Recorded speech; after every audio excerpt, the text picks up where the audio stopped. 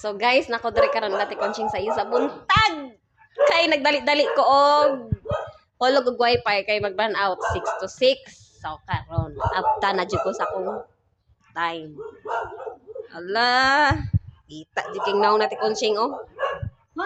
Kita kayang naong oh nga murag ikumot. Ni tag.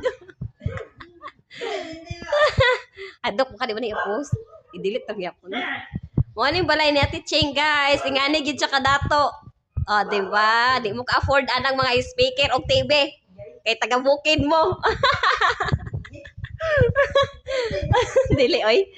Mo ni yung mga bangko, ito gani, mga gold naman yung mga bangkuan eh.